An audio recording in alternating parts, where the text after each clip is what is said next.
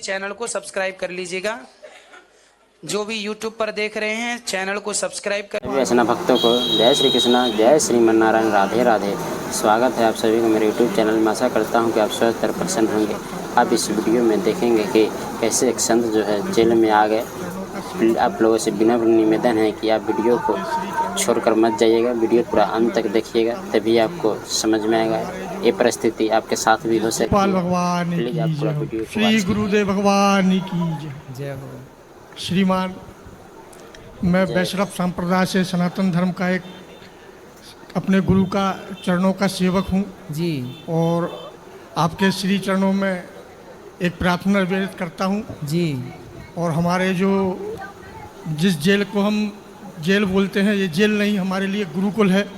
और हमारे यहाँ जो अधिकारी महोदय हैं, संत मूर्ति हैं, वो जिनके आशीर्वाद से आपके दर्शन हुए जी। और आपके श्रीमुख से जो अमृतवाणी सुनने का हमको सौभाग्य प्राप्त हो रहा है, हम बड़े धन्य हुए जी। अब चूंकि हमको 20 वर्ष की सज़ा पड़ चुकी है श्रीमान, तो कैसे, मान्यवर, तो आपको किस अपराध के लिए 20 साल हमको साधु होकर संत होकर क्या गुनाह हुआ?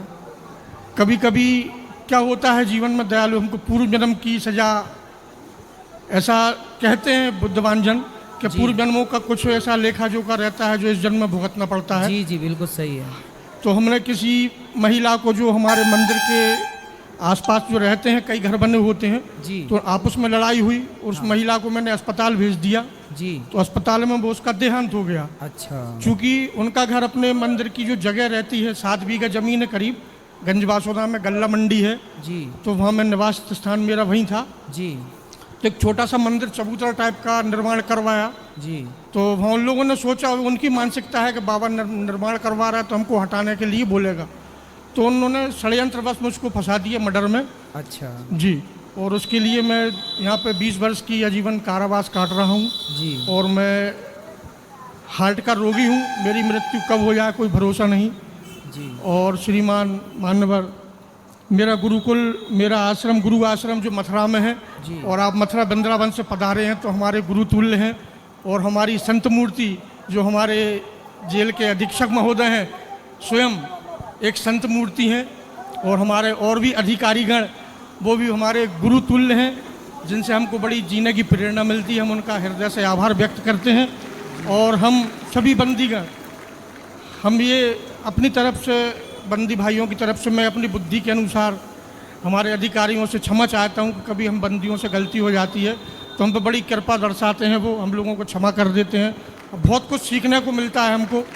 और हम यही आशा करेंगे कि हमारे जो अधिकारीगण हैं, जो हमारे गुरुतुल्य हैं, हमारे ऊपर ऐसे ही कृपा करें और हमको ईश्वर हमको सद्बुद्धि प्रदान करे, हम ऐसा ही सोचते हैं। कथा सुन रहे हैं आप, अच्छी लग रही है कथा आपको? सुन रहा हूँ श्रीमान जी। और रोज आता हूँ कथा सुनने के लिए। जो अमृत बरसता है उसका तो मैं बयान नहीं कर सकता जी, लेकिन अमृतवाणी का कोई बयान नहीं किया जा सकता मान्यवर जी। और मेरी जो हार्दिक इच्छा है, मैं 5 दिन से सोच रहा हूँ और कल आपसे सम्मुख मंदिर पे बंदी वार्ड में आपके दर्शन हुए, तो जल्दबाजी में उत्साह के कारण कुछ कार्य थे जो नहीं कर पाया।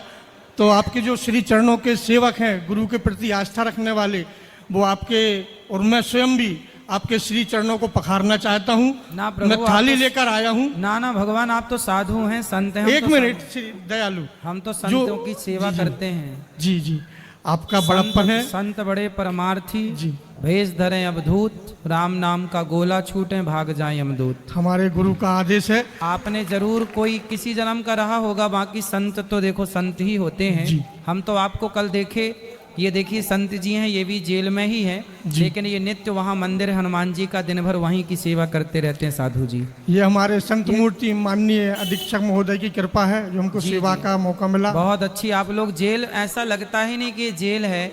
आप लोगों की सेवा पूजा, रोज शाम को आरती पूजा, मंदिर में सेवा, ठाकुर जी की खूब पूजा आप लोग करते हैं। एक सामान्य जनमानस जो बाहर के लोग हैं वो इतनी पूजा नहीं करते होंगे भगवान की जितनी आप कैदी बंदी जन यहाँ भगवान की आराधना करते हैं।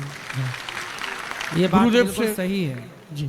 गुरुदेव जी जो आपके श्री चरणों के सेवक हैं, गुरु के प्रति आस्था रखने वाले हैं, उन सभी लोगों के लिए जी बड़ी उम्मीद है आपके चरण को पखारने के लिए। आरती का सामान सब थाली में रखा है, पुष्प, श्रीफल, चंदन, रोली, अक्षत। तो आपके श्री चरणों को पखारने का मौका मिल जाए तो हम बड़े धन्य समझेंगे अपने आप को। ना प्रभु, और आप सभी बंदी संत भाइयों की तरफ से, मैं नहीं, आपके चरणों के सेवक, मैं तो सिर्फ मंत्रों का उच्चारण करूंगा जो मुझे अपनी बुद्धि के अनुसार आते हैं, और कुछ नहीं। ठीक। बाकी आपको दंडवत अभी करूंगा, क्योंकि प्रश्नोत्तरी के बाद हम आपका दर्शन कर लेंगे। बहुत बहुत धन्यवाद, बहुत बहुत धन्यवाद, बहुत बहुत जय गौरी गोपाल। जय गौरी गोपाल। गौरी गोपाल। तो फ्रेंड्स, आपने देखा कि इस संत जो है अभी भोपाल जेल के अंदर बंद है और अपनी सज़ा 20 साल की काट रहे हैं। मुझे तो लगता है कि पूरे भारत देश के जितने भी जेल है उसमें गुरु जी की कथा होनी चाहिए। जैसा कि भोपाल के जेलर साहब ने वहाँ पे कैदियों के लिए भागवत कथा का आयोजन किया और उनकी मनोदशा को बदलने का प्रयास किया। यही प्रयास जो है भारत के हर जेल की होनी चाहिए। वहाँ जितने भी कैदी हो सबको मनोदशा को सुधारने के लिए, सब सारे लोगों को गलत काम छुड़ाने के लिए जो है भागवत कथा का आयोजन होना चाहिए। सज़ा तो जो मिल रही है सरकार के द्वारा तो मिलेगी ही, लेकिन जो है उनकी दशा को सुधार कर ताकि वो फिर दोबारा काम कर न सके, इसके लिए कथा का आयोजन होना चाहिए। तो फ्रेंड्स, ये संत जी जो हैं दूसरे को बचाने के चक्कर में खुद जेल आ गए। अपनी राय जो है आप लोग कमेंट बॉक्स में ज़रूर दीजिएगा। मिलते हैं इसी तरह के कुछ नए वीडियो में, तब तक जय श्री कृष्णा, राधे राधे।